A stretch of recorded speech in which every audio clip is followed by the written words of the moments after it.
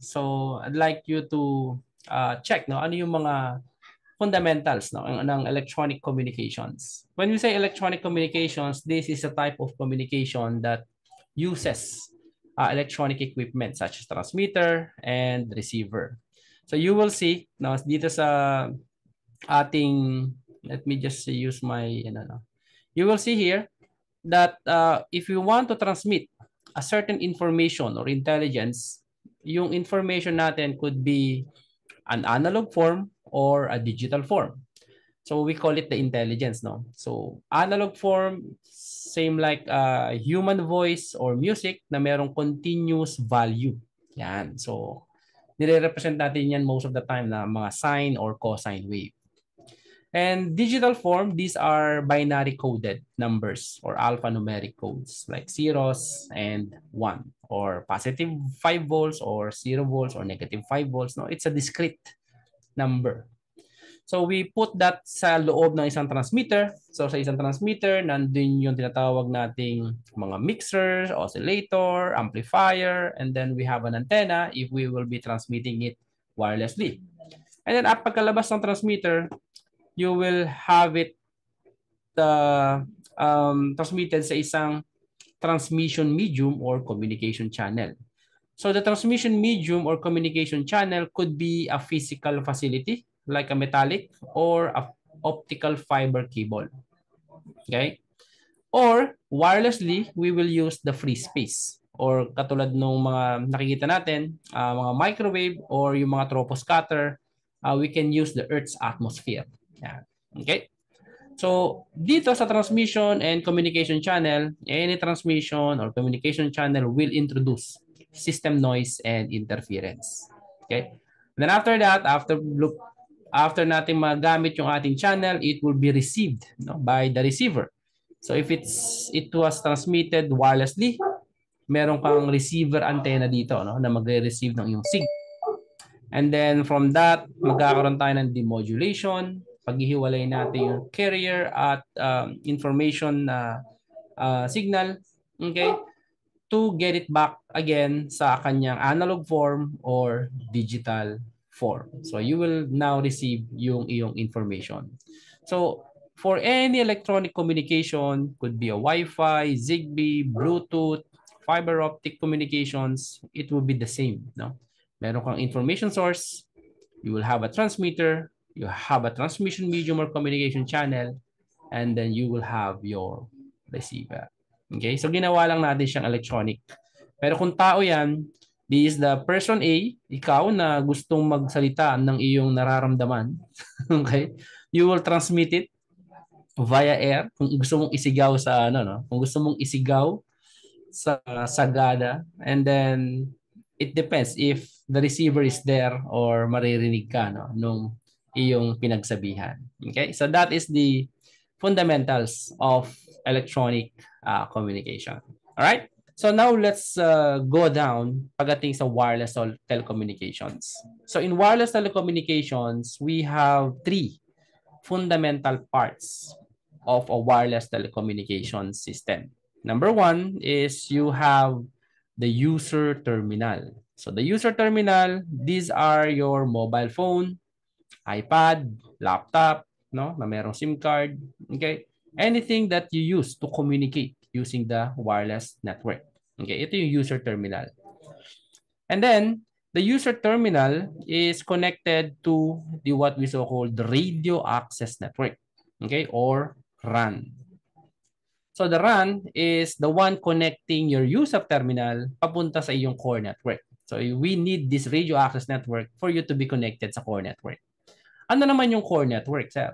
The core network is the one handling lahat ng mga data na gusto mong kunin. Okay, so your subscription type is nandyan kung ikaw ay prepaid or postpaid. Okay, nandito yan sa core network. What type of services you can access? Can you do data, SMS, or voice? Okay.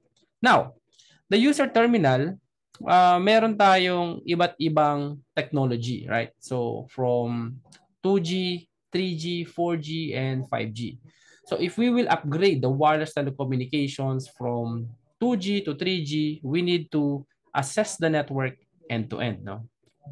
We need to assess the network end-to-end. So, for example, sa GSM, if we are using a GSM network sa ating wireless telecommunication system, your user terminal must be capable of GSM technology. Okay, and then your user terminal is now called a mobile station. Ang tawag mo sa telepono mo is mobile station technically. Okay. Now it will be connected to the radio access network. Okay. The radio access network is the combination of all the cell sites that it is connected to your network. Okay? So yung isang physical structure na ganito, we call it the cell site. Okay? We call it the cell site.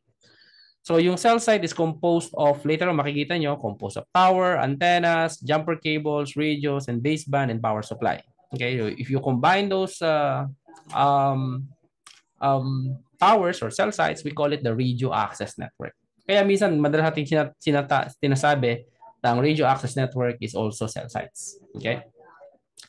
So the cell sites or the radio access network could also be categorized into different generations. For example, if your cell site or RAN is only capable of GSM, we call it the base transceiver station or the base station. Yung equipment na nandun sa ating cell site. Now, if it's 3G, we call it node B. If it's 4G, we call it evolved node B. And for 5G, in this example, we will have the next generation node B. Because 5G equipment will have different names. Depends on the type of architecture that you will implement sa pagdating sa 5G. Okay? So this is the radio access network. Now, the radio access network is connected to the user terminal using the what we so-called air interface. Gumagamit tayo dito ng radio frequency or wireless transmission. Okay? So, particularly gumagamit tayo ng tinatawag na RF frequency. Kaya most of the time, ang tawag sa mga engineers na humahawak at nagmamanage ng radio frequencies ay RF engineer. Okay? Now, let's go to the connection of radio access network going to the core network. So, meron tayong three major means of connectivity. Pwede natin i-connect yung ating microwave using backhaul network, no? Backhaul network. Ito. Pwede natin i-connect yan. So, that is using microwave links.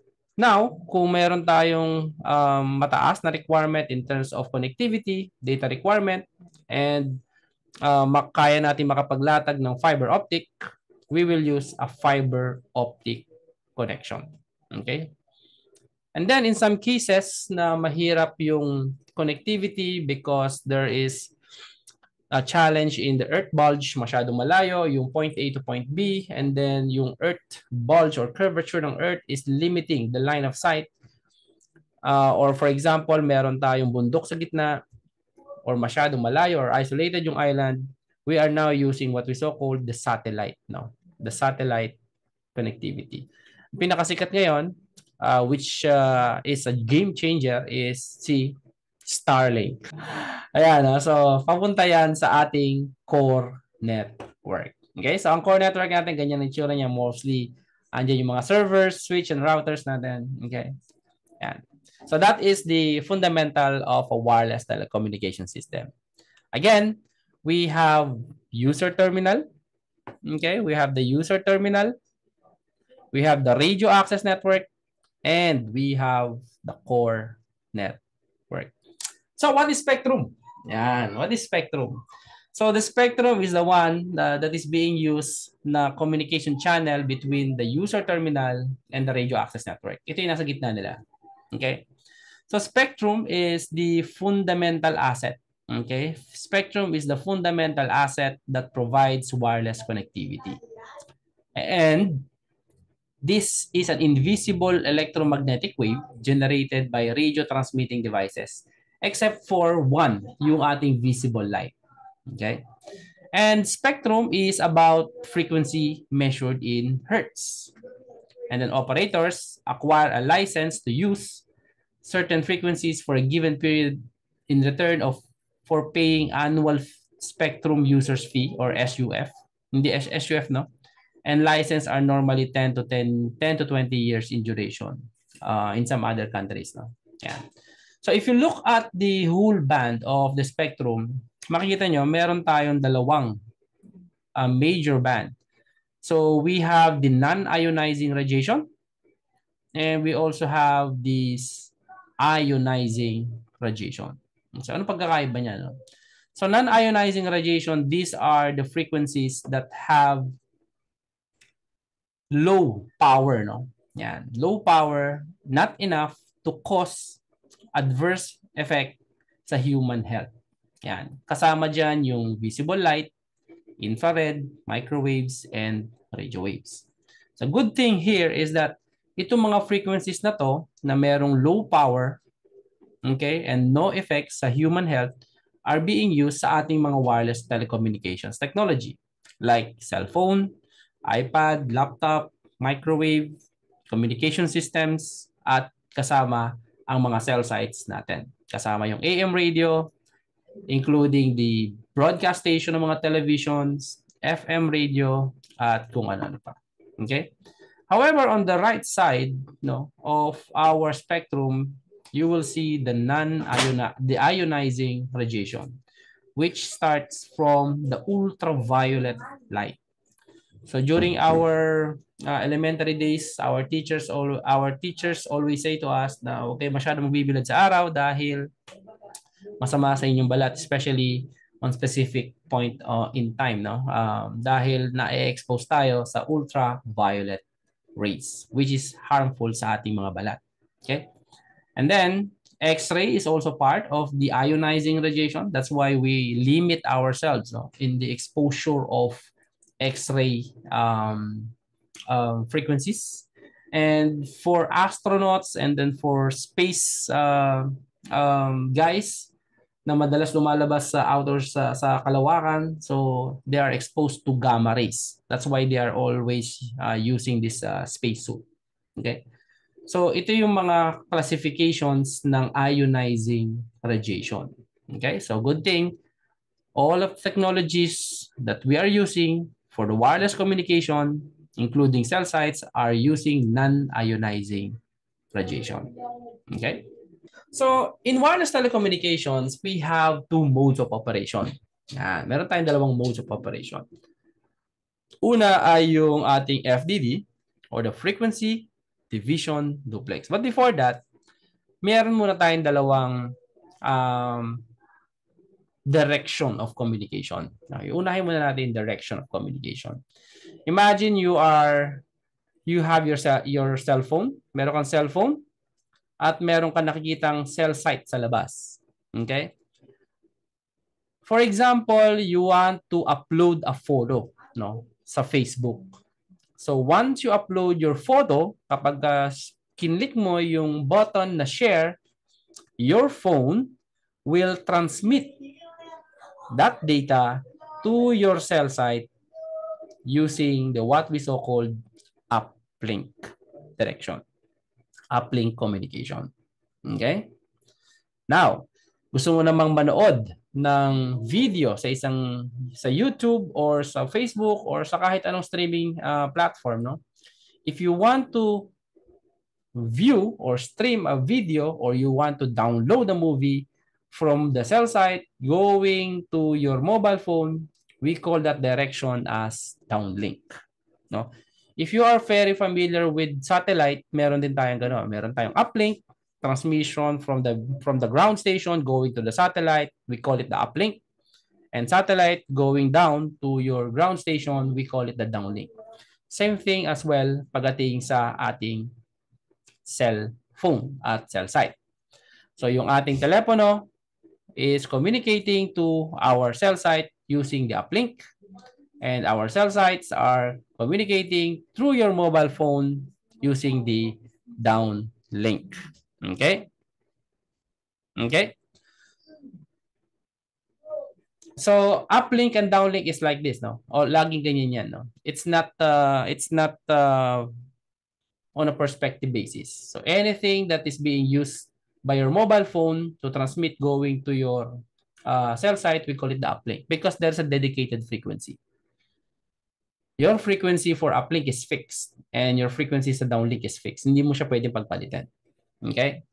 Now, if the system is using a separate frequency, if you're using a separate frequency for the uplink, okay, and separate frequency for the downlink, we call that mode of operation frequency division duplex. Okay?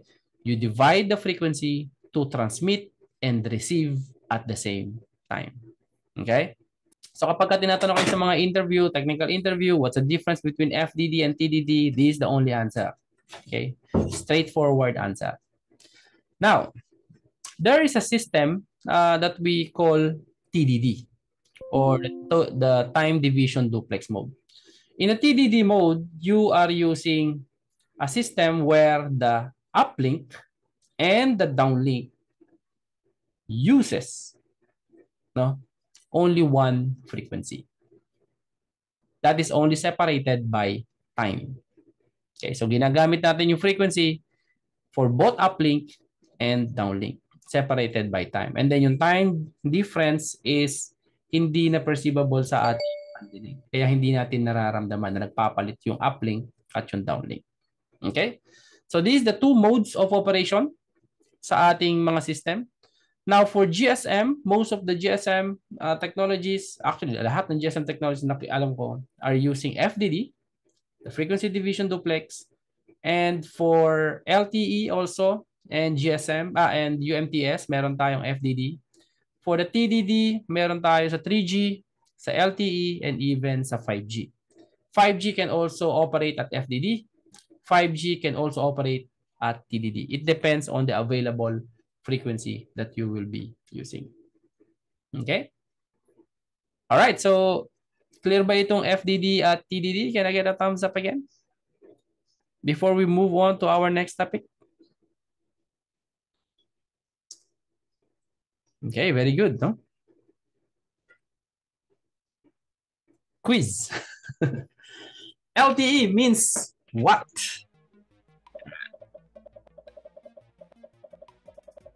Okay. LTE means what? It last term evolution, long term evolution, low throughput evolution, or long term evolution. You know? Okay, long term evolution.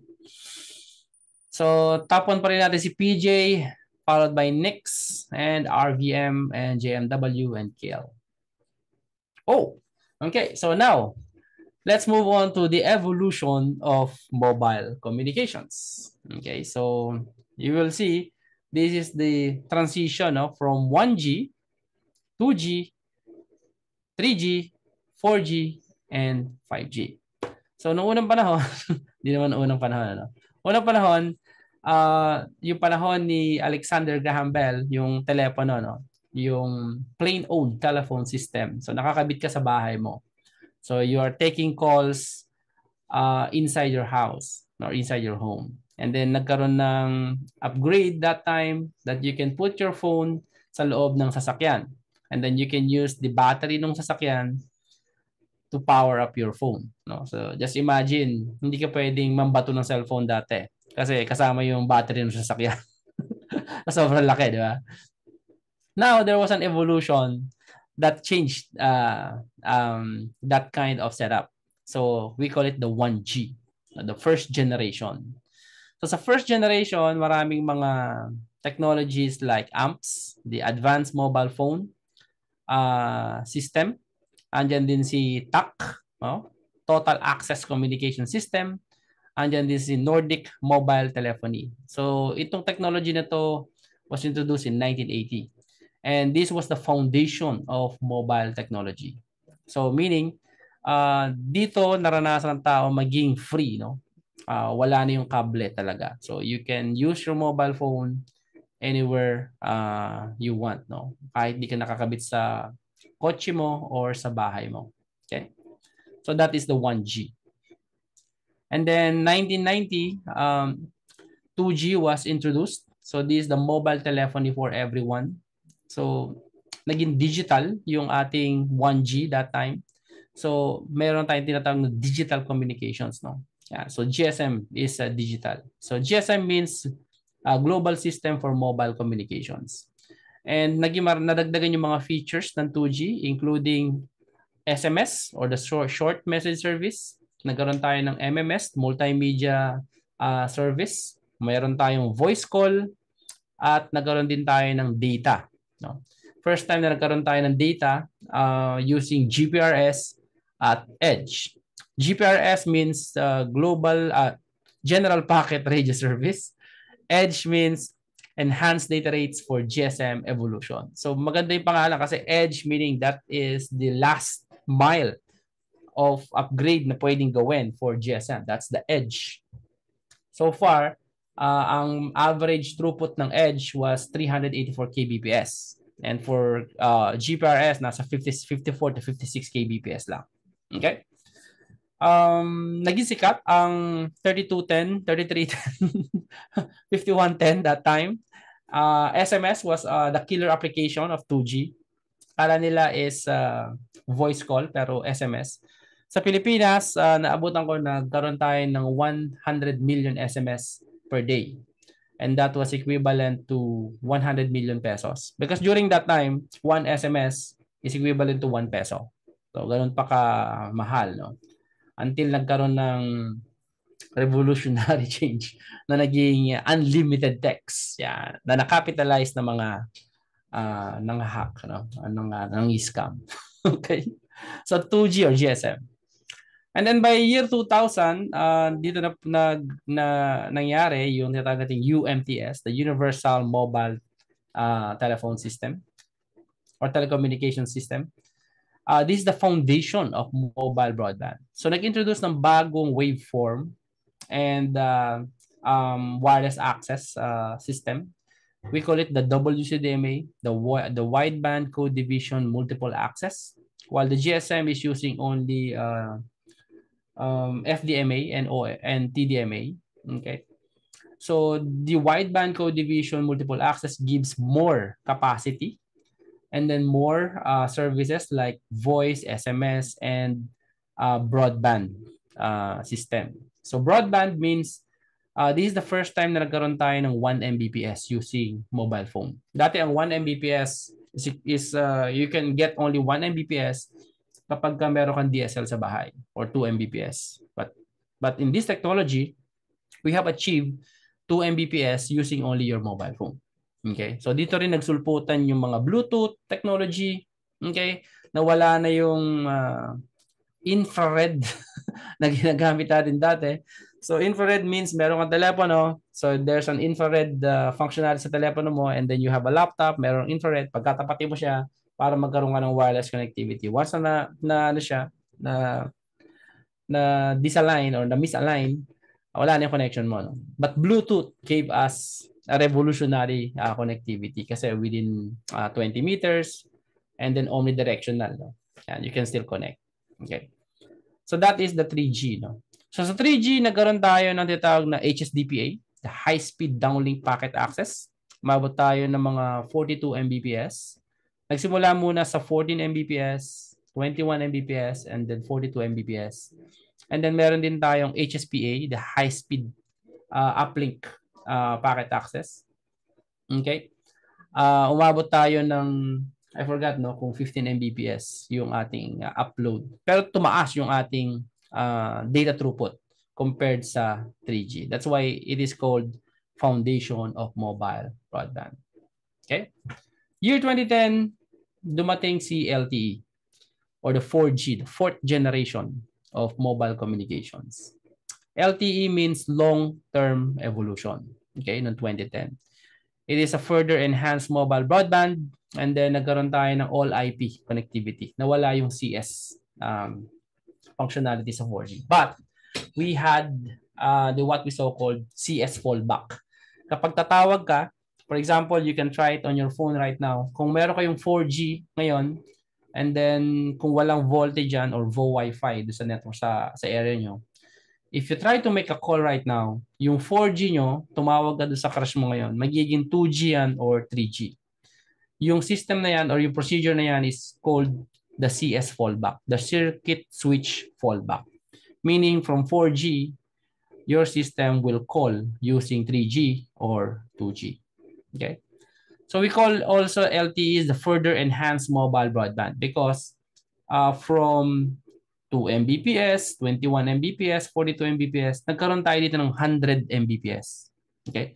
So mas tumaas yung ating data throughput. Bakit? Because we have used different type of multiplexing. The orthogonal frequency division multiplexing.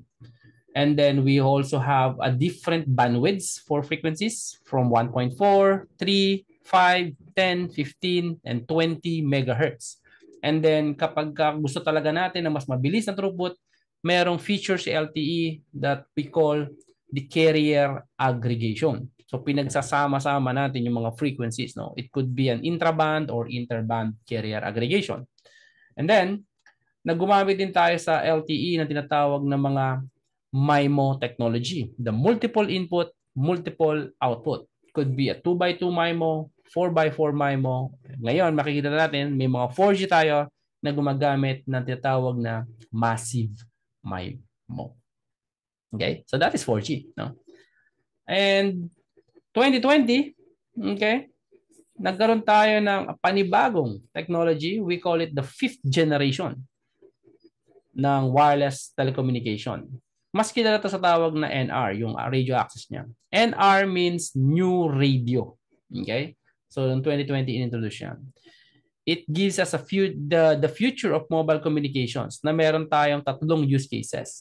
The eMBB, the Enhanced Mobile Broadband, the Massive Machine Type Communications, and the ultra-reliable and low-latency communications. Okay? So, later on, we'll delve deeper pagdating sa 5G. Okay? So pag pinag-uusapan ng mga technology generations, meron tayong so far 5 generations. 1G, the first generation, second generation, third generation, fourth generation, and the 5th generation. And then each generation has different technologies. Like for example, sa 1G, yung mga technologies na kasama dyan is AMPS, TACS, and NMT. For 2G, it's GSM. 3G is UMTS. 4G is LTE. And 5G is NR. You cannot interchange this, no? For example, may nagsabi sa inyo, NR is the 4G technology in the future, no? Hindi, no? When we talk about NR, we are talking about 5G generation, no? 5th generation technology. Okay? So, if you will see again, dito sa ating timeline, you will see from 1980, 1990, 2000, 2010, and 2020, almost every 10 years, no? Meron tayong inaasahang bagong technology. Now, you might heard about the term 6G. And then, if you will follow the pattern, can you type in? When can we expect 6G to come in? No? Yan, no? Sabi ni France, it's 2030, 2030, 2030. Okay? So, medyo, ano tayo dito, mga shot-unders na yan. Medyo na, mag-overage tayo dito. No? Hopefully, no, by 2030, we can see, no, yung presence ng 6G. But in some white papers, they said that by 2028, matatapos yung standardization ng 6G. So, meaning, if you hear something about 6G right now, it's not yet 6G because it's not yet standardized worldwide. Okay, so ang inaasahan pa natin is by 2028. Okay? Or by 2030, meron tayong commercial launch. Okay. All right. Okay ba to? Itong ating evolution ng mobile communications. If this will be asked in your technical interview, you can answer it easily. Okay. Now, this is the composition of a radio access network. Typical, no? Typical. Because in different cell site, there are different solutions. So, different problems, different solutions. Okay? But this is a typical. So, if you will see, ito yung ating architecture. You have the core network, you have the backhaul, you have the radio access network composed of the baseband unit and the remote radio unit. Ang tawag natin sa connectivity ng remote radio unit to baseband unit is the front haul.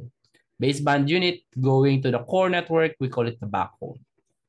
Now, if you look at the physical components, no, physical component, typical, meron tayong tower structure.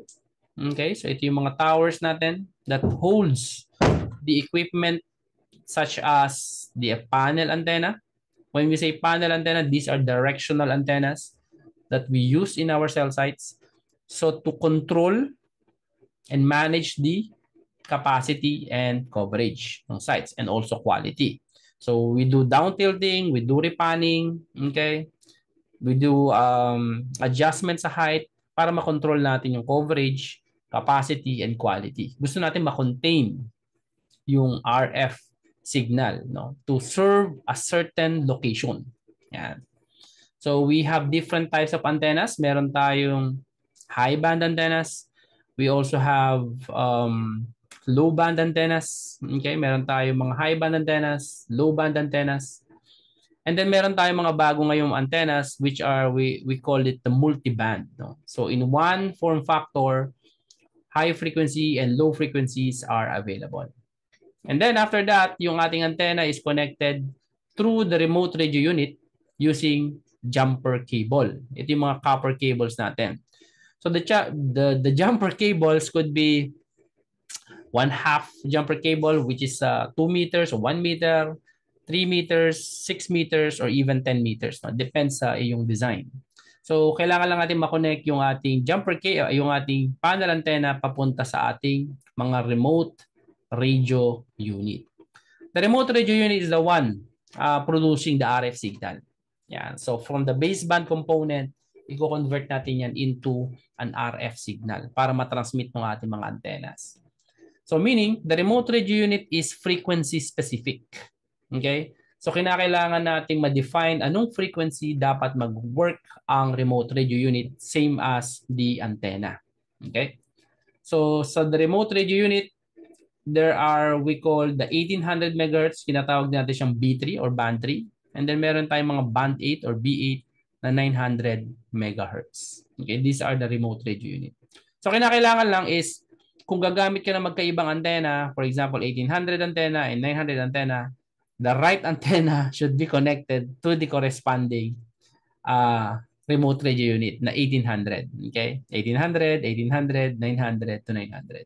Now, if you are using a new remote radio unit like the dual band remote radio unit, so meron kang high band and low band. So you can also connect the multi-band antennas. So it depends on the type of solution you have on site. And then, the remote radio unit is now connected sa baseband unit. Okay, sa baseband unit. So the baseband unit processes yung baseband signal. Okay. So think of it like a CPU or the central processing unit of a cell site. So if you want to upgrade your cell site from 2G, 3G, 4G, or even 5G, if it's capable, you do it on the baseband unit. And if you want to do some feature upgrade, okay, license activations, sa baseband unit din natin ginagawa. Okay? Now, the baseband unit is located sa isang outdoor cabinet. Okay? So meron yung rack. So the rack could be inside an outdoor cabinet or inside a cabin. Yung nasa loob ng mga cabin, yung mga nakikita nating mga cabin sa like yung mga sa truck, no, sa likod ng truck. Okay, so sa outdoor cabinet or sa cabin, nandiyan yung ating power supply, battery, backup, andyan yung ating ventilation or air conditioning unit. Okay? And yung mga indoor unit ng ating mga outdoor unit ng microwave. No? So in this case, yung ating backhaul connectivity papuntang core, in this example, is a microwave antenna.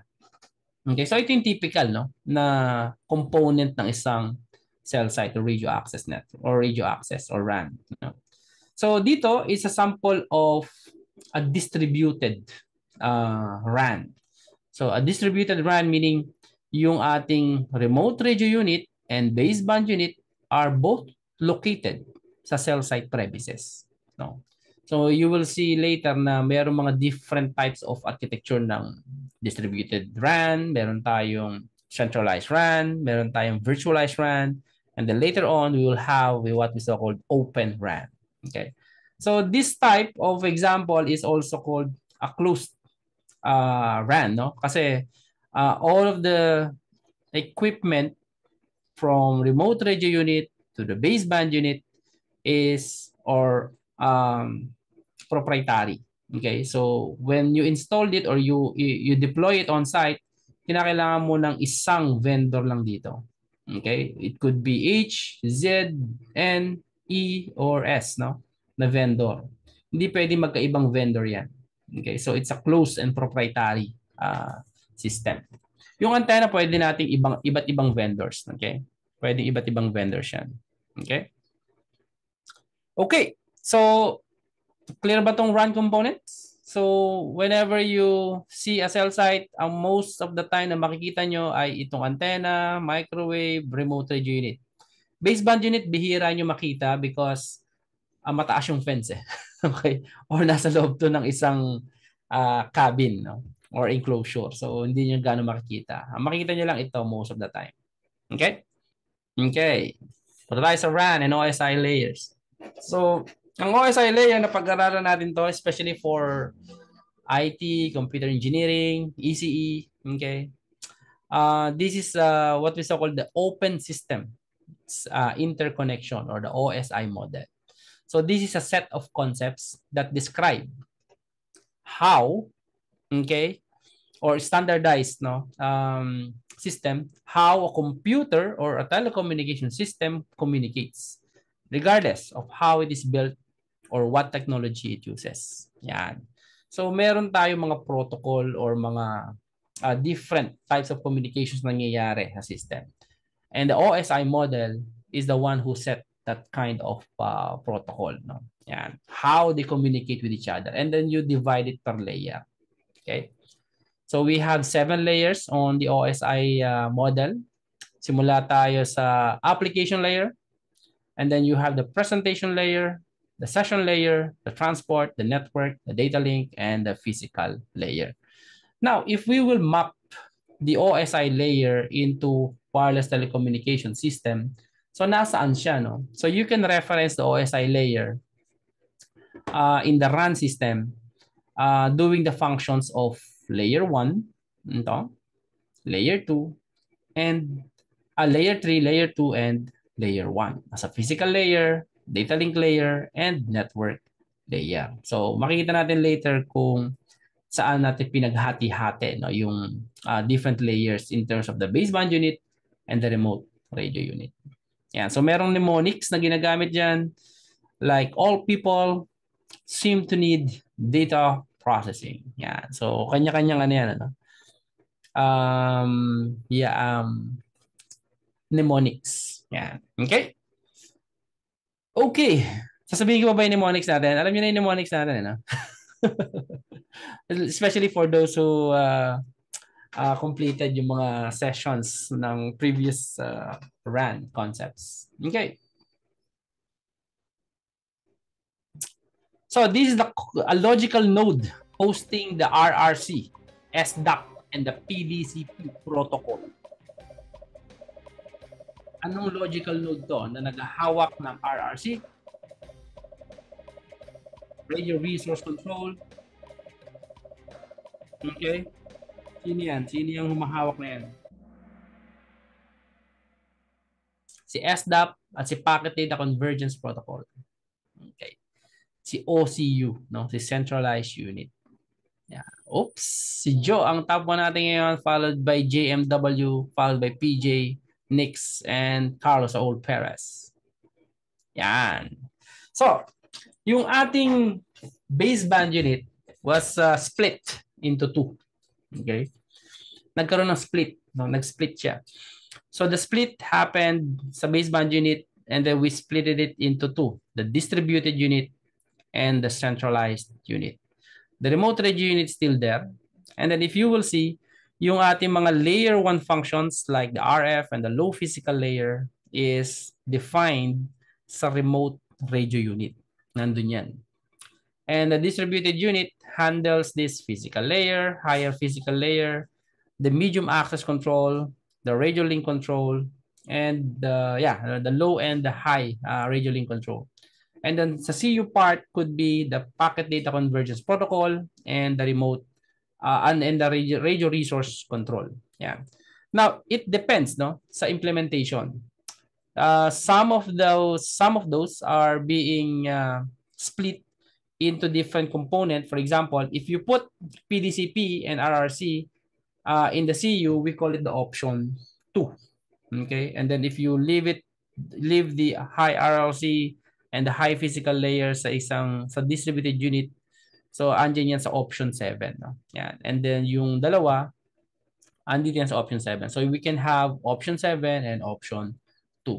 So ito yung distribution, no, ng remote unit, remote radio unit, centralized unit, and the distributed unit splits. So ganito yung ginawa natin pagdating especially ng 5G. Because we want to have a more flexible network to support different use cases like EMBB, URLLC, and the massive machine type communications. So those different use cases require different architecture, no, to fully support. For example, low latency communications, high response, and high data rate communications. Okay, so these are the different split functions of different protocols. Okay. So what is 5G? Yan. So what is 5G? So every time, no, na merong kang interview about on a wireless telecommunication, isa, for example, vendor or operator, and it so happened na tinatanong ka, do you have any idea about 5G? So that is equivalent to what is 5G. No? So you can just say 5G is the 5th generation of mobile communications that uses new radio access. We call it NR or new radio. Yan. Ito yung ibig sabihin ng 5G. New radio, no? NR, no? And it will be connected to a new 5G core network called the 5GCN. Ito yun, the 5G core network. And it has three distinctive classes. Three distinctive classes of use cases. Ano-ano yun? We have the enhanced mobile broadband or the EMBB, massive machine type communications or MMTC, and ultra reliable and low latency communications, URLLC. What I tell to my students in terahertz whenever they are asked this kind of question in technical interview, don't just say EMBB, MMTC, or URLLC. Take the opportunity to explain it further. Okay, that's their opportunity, no, to be recognized as one of the potential candidate, no, one of the potential cadet engineer. So when you are asked what are the three use cases, you say EMBB or the enhanced mobile broadband, MMTC or the massive machine type communications, and the URLLC or the ultra reliable and low latency communication. And then furthermore, after stating yung pinaka definition ng EMBB, MMTC, and URLC, okay, add a short explanation what is EMBB. When you say EMBB, ang ibig sabihin lang yan, high data rates and high traffic volume. This is where you can get 1,000 Mbps in your typical speed test. No, EMBB, enhanced mobile broadband, high data rates. So ang target natin is nasa 20 gigabit per second. That is a target. So we cannot expect that today we can get 20 gigabit per second. No, we still need to have to develop new technologies to support that, or new or additional bandwidth to support that. Next is massive machine type communications. So what is massive machine type communications? So when you're asked during the interview, massive machine type communications means massive number or large number of devices, low cost and low energy consumption. Up to 1 million devices per square kilometer. So ibig sabihin din ito, MMTC is equivalent to massive IoT or Internet of Things.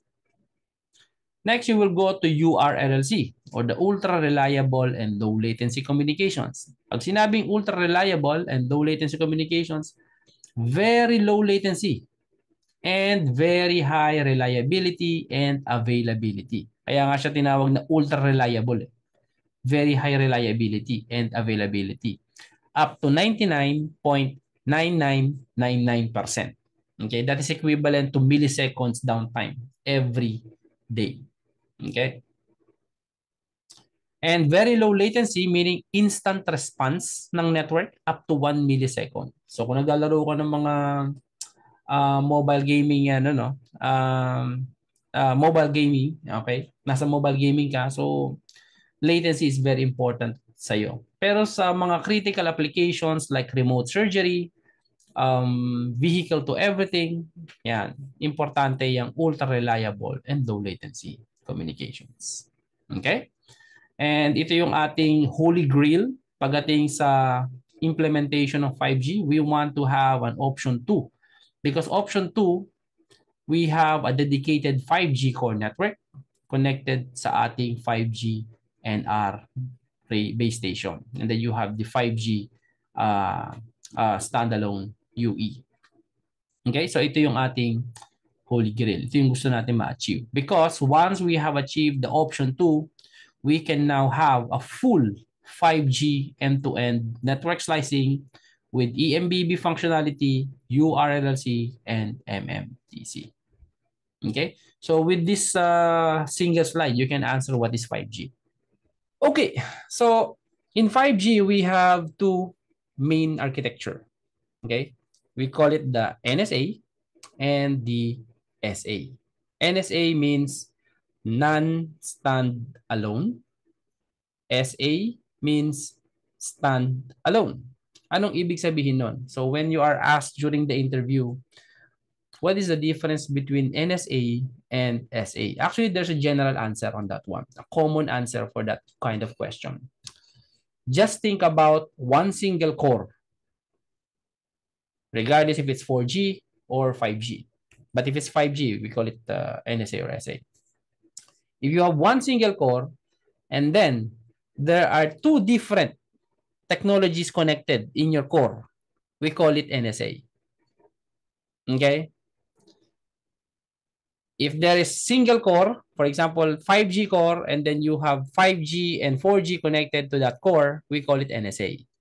Now, if you have a dedicated core, and then you only have one technology, one type of technology connected to that core, we call it the standalone. So let's dig further. So this is called the option 3. Sample of option 3. This is option 3X actually. No? So you have EPC. EPC is the evolved packet core. This is the core of LTE. And then in the core of LTE, eNode B is an LTE node connected to your core.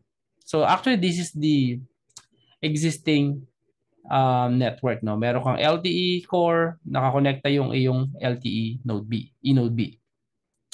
And then if you want to upgrade to 5G, you just add a G node B to your network. No?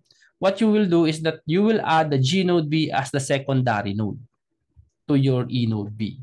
Okay? I-connect mo siya direct to EPC, and then you have a X2 connection sa iyong eNode B. And then this option is also called ENDC. EU-TRAN NR dual connectivity. Okay? In which the LTE is the master node and the 5G is the secondary node. So what will happen is that your phone will first connect to LTE, and then it will add 5G as a secondary node. You cannot go directly to 5G. Okay, so this is option 3. NSA supports only eMBB. And then you will use current EPC and LTE as your anchor or master node. And your phone is connected to LTE and 5G simultaneously. That's why we call it the dual connectivity. Okay, so sabay, nakakonekta yung telepono mo sa 5G at LTE. Now, on the other side, you will see option 2. Option 2 is what is called the standalone. Yeah. So standalone, you have a dedicated 5G core network, and you have a 5G node connected to your 5G core. And then you will need a phone that is capable of standalone mode. Yeah. So 5G standalone supports eMBB, URLLC, MMTC, and end-to-end network slicing. And then you need to build the 5G core. And then you will have require a good 5G coverage. Okay, so these are the two different architecture, main architecture, the non-standalone and standalone. So one example of non-standalone is option 3X, option 3A, and option 3. For standalone, you have the option 2. Okay, ayan. So MIMO is one of the best technique, no, antenna technique to increase our capacity sa network. Yan. Because we are transmitting more than one stream. Yan. So pag sinabi nating MIMO, it's multiple input, multiple output. Essentially, to make it simpler, no, it's something like multiplying, no, yung number of streams. For example, you have 2 by 2 MIMO. Essentially, you are transmitting twice, no, the data rate, no, nung iyong system. So marami tayong types of MIMO. So if the MIMO is, if your site is capable of multiple transmissions and your receiver is capable of receiving multiple streams as well, we call it MIMO. It's end-to-end, no, terminologies. SIMO means single input, multiple output. So you will have a lot of receiver antennas here, and then you have single antennas here, single antenna here. MISO is multiple input, single output. So your site has multiple streams of transmission. So you can also increase yung diversity ng iyong system kung hindi capable yung iyong telepono. And then you also have the SISO, no? Single input, single output. So most of the IBS, na mga old IBS in building solutions are in SISO. So meaning there's single port and then going to a single type of antenna for your UE. So these are the four, no, major types of MIMO. So FR1, these are the frequencies less than 1 gigahertz. Okay, you will see ito yung mga FR1 frequencies natin. Less than 1 gigahertz, less than 1,000 megahertz, no? So 1920, so 2100. So this is band 1, 2100. Band 2, band 3 is 1800. Band 8 is 900. Okay. Band 28 is 700 megahertz. So these are the typical frequency na ginagamit natin sa mga existing cell sites din natin.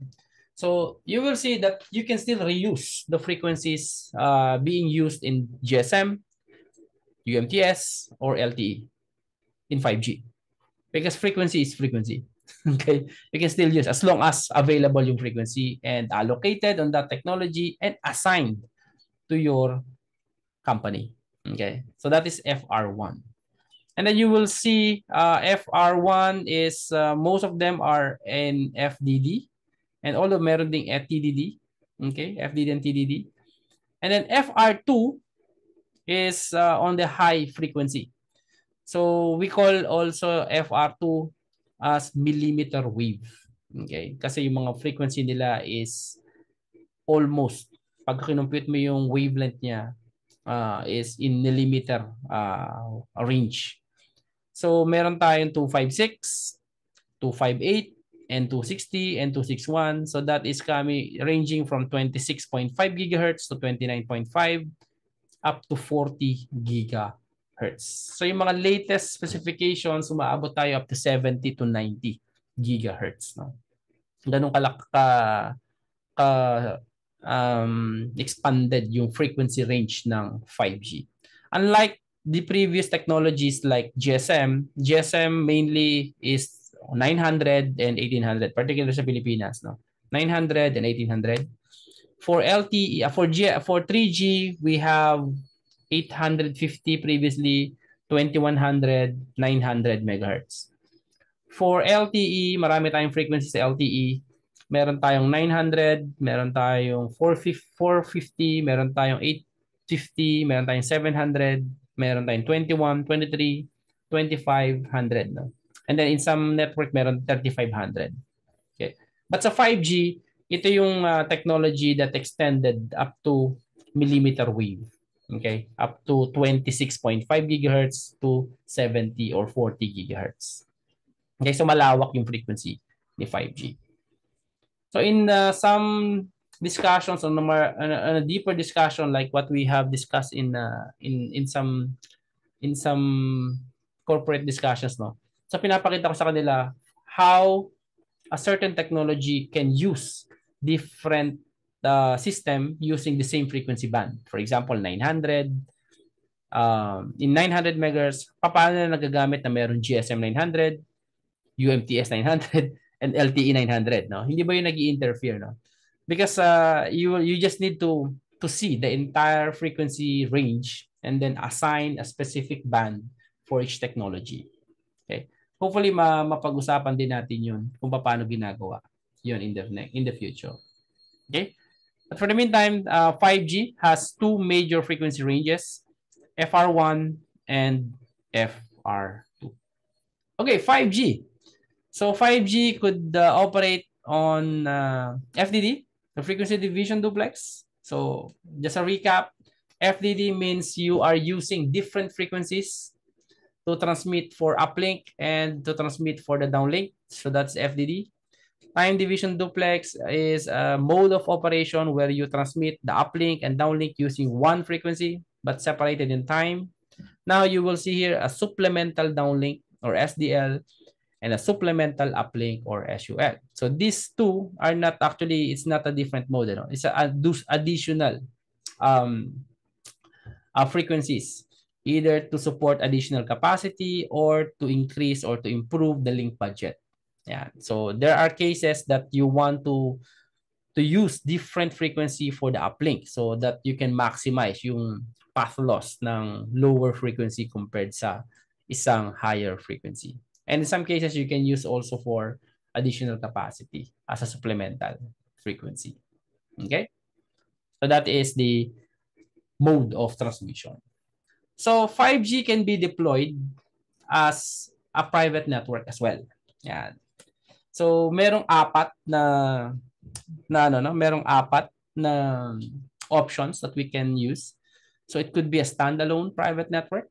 Okay. So standalone private network is that the core network is hosted inside the enterprise, no, inside the premises of enterprise. So meron ka sarili. May sarili kang core network, and then you have your own E node B, G node B, and then meron ka sariling frequency. Yan. Okay? Especially kung meron kang sariling frequency. But in the Philippines, it's difficult to implement this. Kasi yung ating mga frequencies are mostly owned by operators. Unless magkaroon ng, ng additional opportunity or law that will support allocation of frequencies to other private entities, we can implement this standalone. But in the US, they can implement this standalone because they have a CBRS, the Citizens Broadband Radio Service na band. So that is a 3.5. So anyone can use it unless ginagamit ng mga high priority users like military. Okay. So kapag ginamit ng military, so you cannot use it. But if it's free, walang gumagamit sa area, you can use it as a standalone, or frequency. So that is a standalone. And then we also have hosted by MNO. So you can have your private network na si MNO yung may sagot. No? So you can ask Globe or Smart to have you, to give you a private network. Yeah, pwede rin yan. Pwede naman is RAN sharing. So what is meant by RAN sharing? Meaning yung frequency could be from operator like Smart or Globe.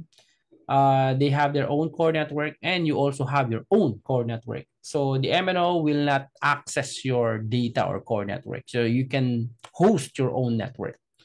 So the RAN sharing, in this case, if you will use the frequency ni MNO, you will use the MOCN, the multi-operator core network. Okay, because you will be relying on the spectrum ni MNO, it's either Globe, Smart, or Dito. And then you have your own core network. On the other side, meron ka namang MNO slice. Yan. So you have your own core network, and then you can buy, or not buy, you can avail a network slice in the core network nung iyong MNO. Yan. It could be an EMBB, or MMTC, or UR. URLLC. Hold on. Okay, so ito yung ating private mobile network. So you can implement a private network using these four strategies. So you can have a standalone private network hosted by MNO, RAN sharing, or MNO slice.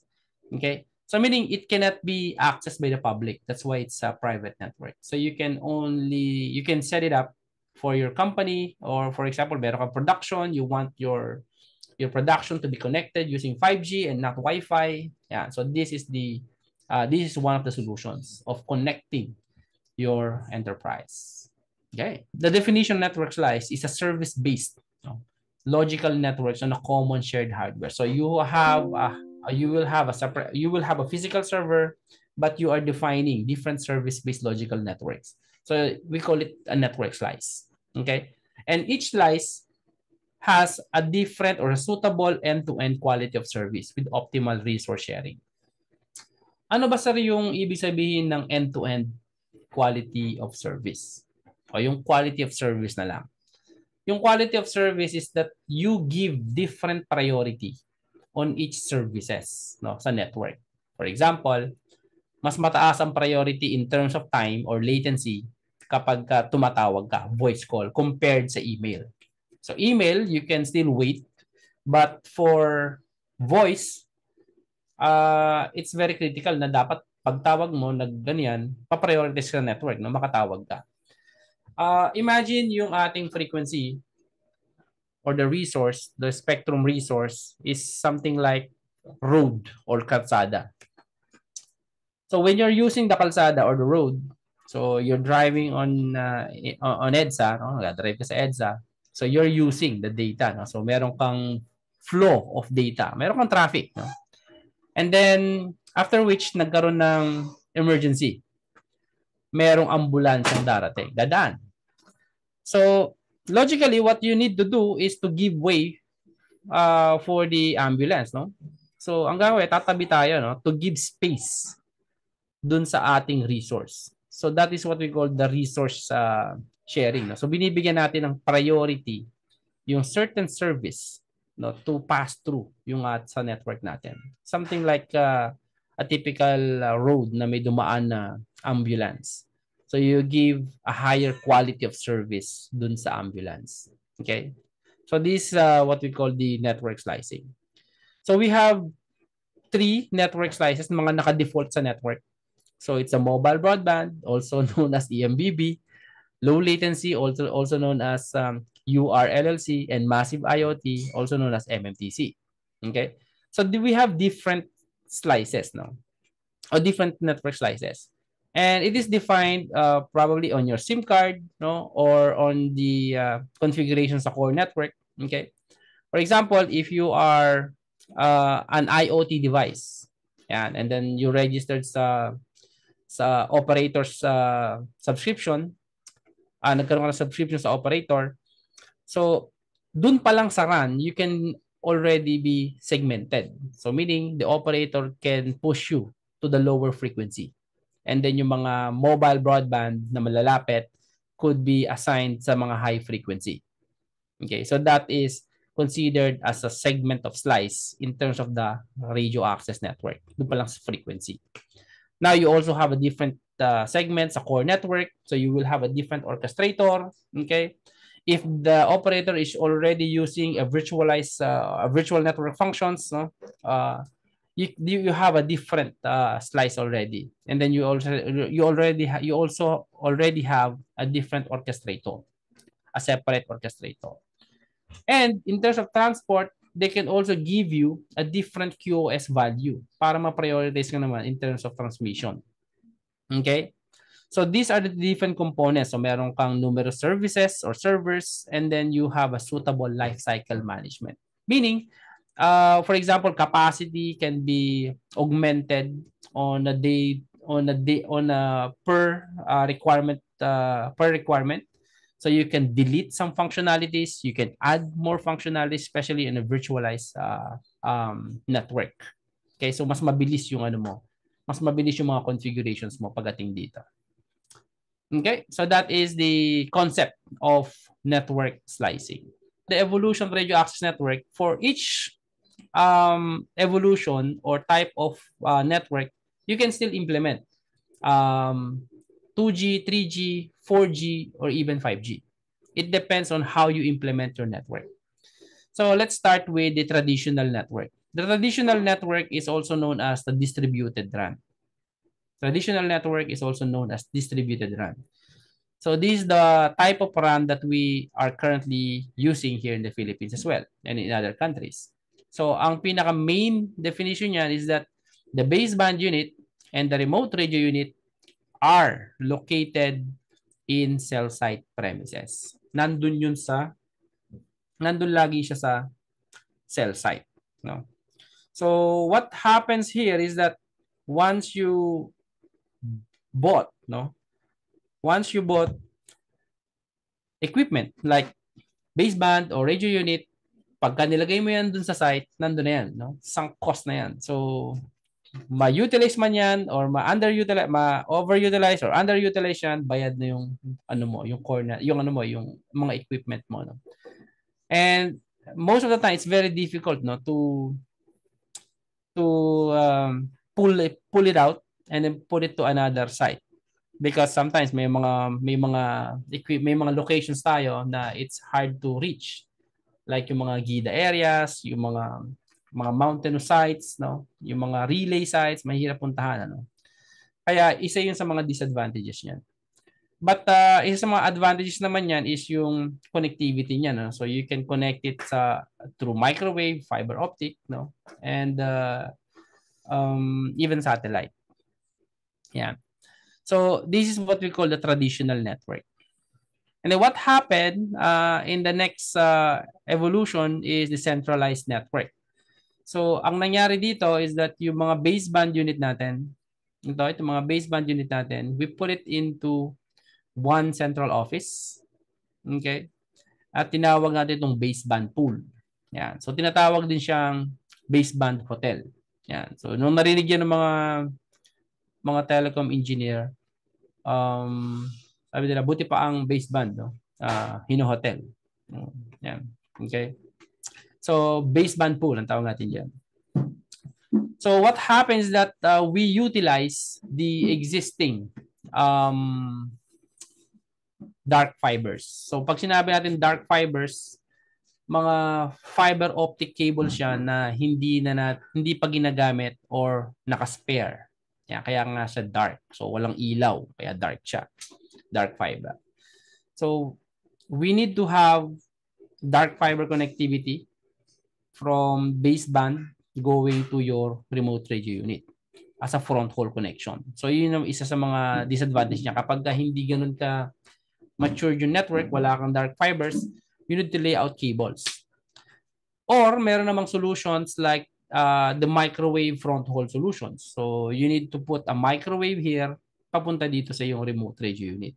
Okay? So, it depends, no, kung ano yung magiging scenarios mo and you will consider yung cost of implementation then. Okay? So, ang dito yung centralized unit. So, mas magiging efficient yung pag-upgrade mo dahil when you want to upgrade a certain site or you want to augment capacity, you don't need to go on site. Kasi yung remote radio unit na lang naman nandun.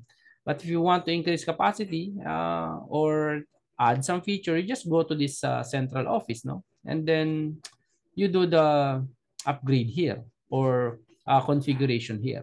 Okay, you avoid going on site more often. Hindi ka na masyadong makakapag-film. Okay. Now, what happens sa virtualized network naman? Sa virtualized network naman, is it the same, no? Same thing with the centralized network, but the main difference is that the functionality of your baseband unit becomes virtualized. Yan. So, ano yung sabihin ng virtualization? No? So, yung functionality mo is not anymore deeply connected sa yung hardware. Yan, disaggregated ka na. So you can use commercial off-the-shelf servers or hardwares like Dell or HP. Dati kasi pag bumili ka ng baseband, kasama na yung software dun eh. Isang baseband, nakapackage yun.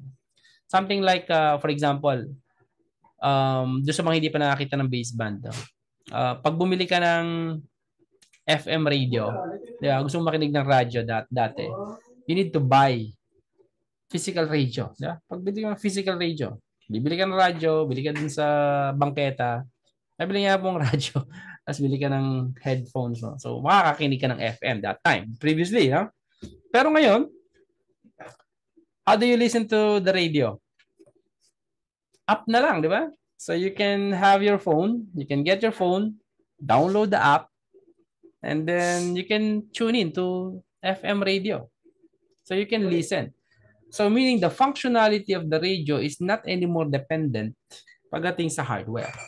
So, same thing din sa virtualized network. Yung mga software natin, softwareization, can be implemented on a typical commercial off-the-shelf server. So, that's why we call it virtualized network. Okay? But, the software is still proprietary and then the interface is still proprietary. So meaning hindi pa rin siya hindi pa rin siya open talaga. What you will do is that even though you are using COTS hardware, yung radio mo still belongs to only one operator. Yung may-ari ng software. Okay, so yun yung nagiging hindrance dito sa virtualized network. But of course, some other operators still prefer na isang vendor lang para at least walang ganong disruption sa communication nila, sa operations, no? Because it's using an open RAN is not only a change in equipment or software, it's still a change in mindset. So later on, pag-usapan natin, why change in mindset? No? Okay. Now, let's move on sa open RAN. Yan. So makikita nyo, may mga terminologies kayo maririnig like virtualized open RAN or open RAN lang. Okay. Because the virtualization is a technique used also, or this technology is also used in Open RAN. So what happens is that yung virtualized network functions na to is now embedded sa Open RAN system. What changed is that yung ating software and hardware is completely disaggregated. Hindi na siya talaga dependent sa isa't isa. So you can have a separate software, put it on this different hardware, and then get the software, put it to different hardware. Doesn't mean anything. No? Hindi ka magkakaroon ng problema. So that's the concept, no? Kaya siya naging open. You can mix and match different hardware and different combination of software, hardware, and different combinations of hardware to hardware. So although you're using GPP or general purpose processors hardware, so you can still interconnect it to a different vendor. For example, software of Mavenir will be installed in a Dell server, and then that server could be connected into a Fujitsu radio. So that's a different implementation, diba? A different philosophy of implementation. So now you are not anymore tied up into a single vendor. You can mix and match different vendors. Why? Because you also have what we so-called open interfaces. Open na yung interface natin. Hindi na natin na ano nangyayari sa loob. I don't know eh. Hindi ko alam kung ano nangyayari dyan. Ano? But right now, your interface is now open. Okay? And you can connect different remote radio unit to a different distributed unit. Same thing here. No? Yeah. So that is Open RAN. Okay? So, TIP is Telecom Info Project. Yeah. So, this organization created coming out from Facebook dati. So, ano yan ni Facebook or also known as Meta ngayon. So, during that time na nagkakaroon sila ng mga upgrades sa kanilang servers, so Facebook that time was feel so frustrated about the dependency ng kanilang mga servers sa isang single vendor. So, what they did is that they started to have an organization that pushes the use of openness in the system. Yeah, so sinimulan nila sa core network. So different servers now can talk to each other even though magkaiba ng vendor, and now they are putting it down to the radio access network. Yeah, so tinawag nila itong Telecom Info Project. Yeah. On the other hand, si Oran Alliance naman is the one creating the specifications. Yan. yung mga specifications ng mga bagong interfaces, ano yung architecture, security, additional security, mga applications, artificial intelligence, machine learning, si Oran Alliance ang gumagawa niyan. Okay? Now, if you compare it, si Oran Alliance is creates, promotes, and enforces standards to guarantee that equipment from suppliers may communicate with each other. Yan. So, sila yung nagde-define, no, ng mga standards. However, si TIP naman is concerned on the deployment execution. They promote yung mga PlugFest and live deployments in the field. So when we say PlugFest, you will get an invitation. Okay, punta tayo sa isang event. Bring your own device. I'll bring my software. Let's put it together. Let's see if it's working. Yeah, so PlugFest. No? And then once it's working and all functionalities are okay, so we can broadcast it to the industry that, hey, our combination can work in your network. No? Parang ganun, no? So for example, Mavenir and Fujitsu, let's combine it together. And then we can implement it, what they did in Dish network.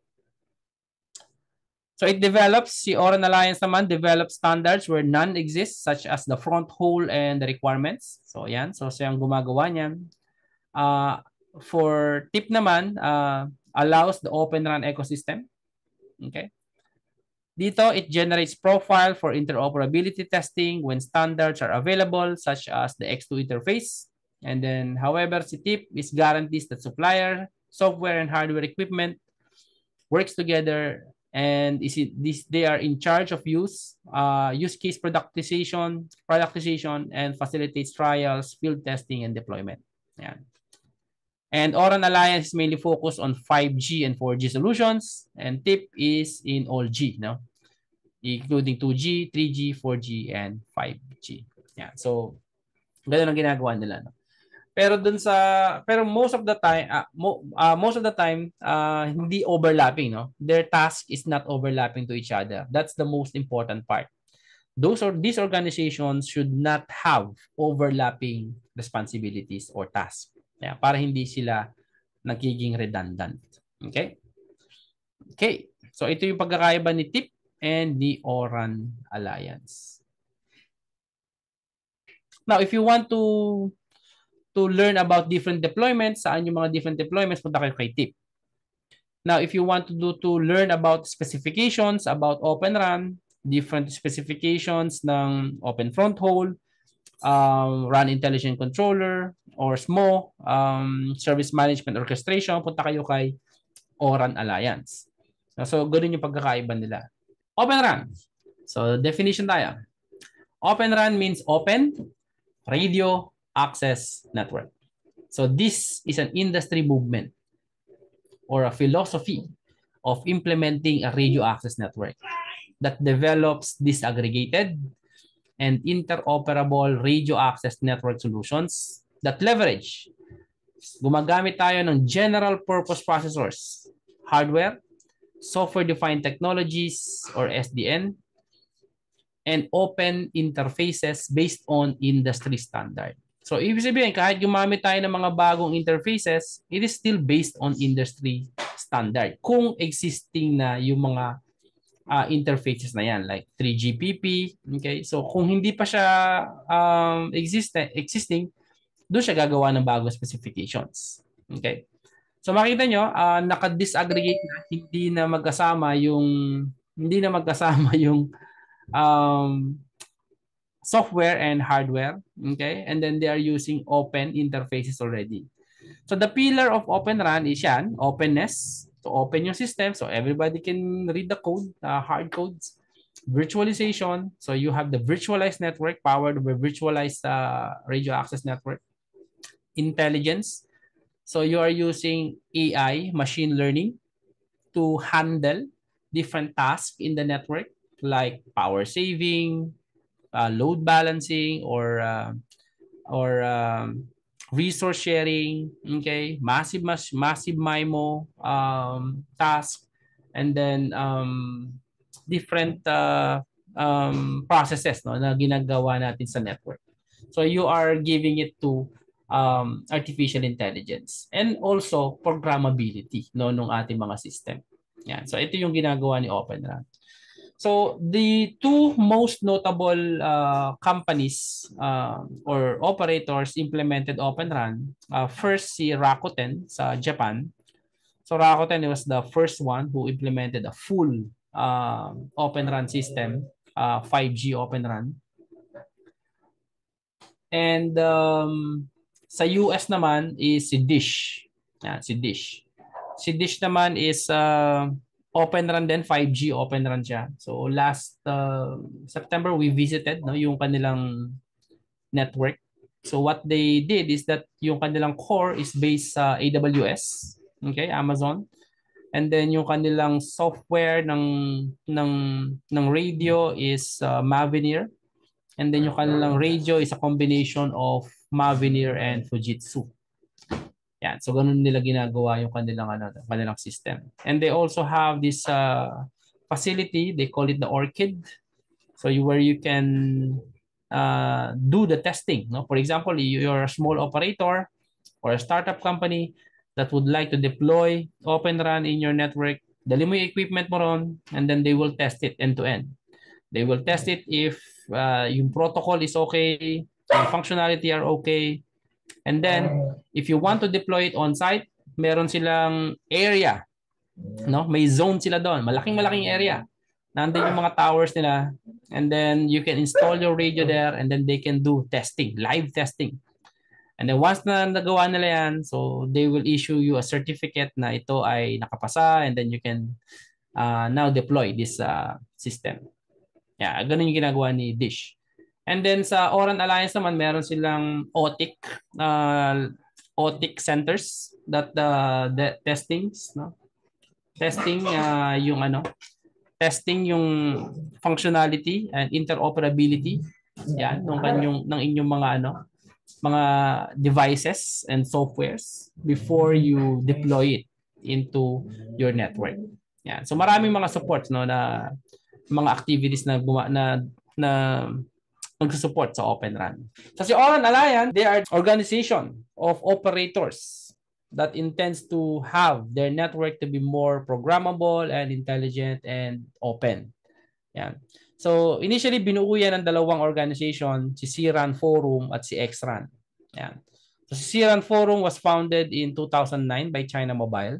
And then si XRAN naman was founded in June 2016 by AT&T sa US, si Deutsche Telekom, and others. Yan. So nung nagsama sila and they were formed last February 27, 2018, the goal is promoting open and intelligent RAN. And they are the second organization driving the Open RAN movement. Kasi yung first IC Telecom Info Project, si TIP, noong 2016. It was created by merging these two organizations. No? So yung founding operators niyan, sila AT&T, si China Mobile, Deutsche Telekom, NTT Docomo, at si Orange sa France. No? Yan. Ganun tayo pagkakabanggit. Sa Pilipinas, Orange yun. No? Sa France, the Orange. No? Yan. Okay. So, ito yung Oran Alliance. So, sila yung gumagawa ng specifications. So, if you go to Oran Alliance, buksan natin yung Oran Alliance. So, Oran Alliance. So that you can see. No? You can see the specifications. Now, if you want to learn more about Oran Alliance, punta lang kayo sa oranalliance.org. Yan. Punta lang kayo dito. So nandito lahat, no? If you really want to develop your skill set sa Open Run, so if you want to learn more about specifications, nandito lahat 'yan. Open 'yan. Wala ring bayad 'to, no? Yan, Open Run specifications. Yan, andito yung who is Open Run and then sino yung mga organizations, ano yung mga white papers, use cases, applications, everything is here. So kinakailangan mo lang talaga is pag-aralan siya. Now if you want to your organization to be part of an organization also that focuses their learning in Open Run, so you can partner with Asia Open Run Academy. So may mga partners kami like yung mga different universities here in the Philippines. Recently, naging partner namin si Makati University yata yun, ano. So ang maganda rin yung mga instructors nyo, yung mga instructors, mga professors nyo, faculties will be trained by Asia Open Run Academy. Yan. So, meron kaming separate session for instructors para yung mga topics ng Open RAN like Radio Access Network, 5G, Open RAN, cloud computing, edge computing, machine learning, artificial intelligence, policies can be incorporated sa inyong mga curriculum. So, ibang universities, ang ginagawa nila, they put it as an elective. So dinadagdag nila yung Open RAN as an elective. So it's good, right? Because you're preparing your students for the future. Kasi andito na lahat, artificial intelligence, cloud and edge computing, radio access network, and 5G, pati Open RAN. So it's a good preparation for the future. And also for your instructors din, no? Kasi they will be trained by experts from the industry. Andyan sila Raymond, yung aming experts sa security, sila Libers, artificial intelligence, sila Josil sa RAN intelligent controller, okay, sila Dr. Peter sa policy at sila Grace sa policy. Ayan. So ito yung mga experts na pwedeng mag-guide sa inyo, no. So I encourage you, no, to become one of the partners ni Asia Open Academy. So we'll just send an email sa amin sa Asia Open Academy, and then or you can message us sa Facebook page namin.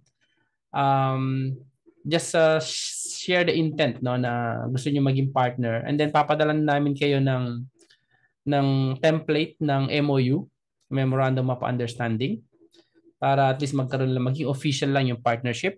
And that's it, no? So you just send an email to us or message sa Facebook. Message nyo lang kami sa Facebook page or sa email address namin sa info. Bibigay ko dito yung yung email. Info at Asia Open RAN. Yan. Yan, padala lang kayo dyan ng email sa info at Asia Open RAN Academy. Tapos papadala namin kayo ng draft ng MOU para mapag-usapan natin kung nag-agree kayo or you want to do some modifications, additions ng mga terms sa Memorandum of Understanding. Ang kagandahan pa niyan is that nag-upgrade, no, si Asia Open Academy. By early next year, matatapos na yung Open RAN Interoperability Lab na nasa UP Diliman. Ayan. So, yung mga trainings natin will be upgraded dahil magkakaroon na ng hands-on. You will see an actual Open RAN setup dito sa Pilipinas, no? Sa loob, no? Mabisita niyo yung laboratory and then magamit nyo remotely kung hindi man. So, you can access the lab physically, you can access the lab remotely. So, you can get access done. So, syempre, yung mga mapaprioritize yung mga partners. Yan. Okay? So hopefully matuloy yan early next year. Okay? So ang priority syempre yung mga partners ni Asia Open RAN Academy. Okay? All right, so ito yung ORAN Alliance. So andito lahat yung mga pag-aaralan natin sa Open RAN aside sa Interoperability Lab. Yan. Kaya makikita nyo dun sa Open RAN sa ating ngayon, sa ating webinar series, nandyan yung RAN, 5G and Open RAN. So these are the introductory courses. And then next week, hopefully makabalik kayo next week. Maganda yung topic natin, Linux fundamentals. So because ang gagamitin natin for configuration ng mga system is using Linux. So, mahirap namang mag-config kung hindi tayo ng Linux, no? So, kaya sinama na namin siya sa Open RAN lectures. And ang good thing here is that it is free as well, no? Libre din, no? Open for you, and then makakuha pa rin kayo ng CPD points and certificate.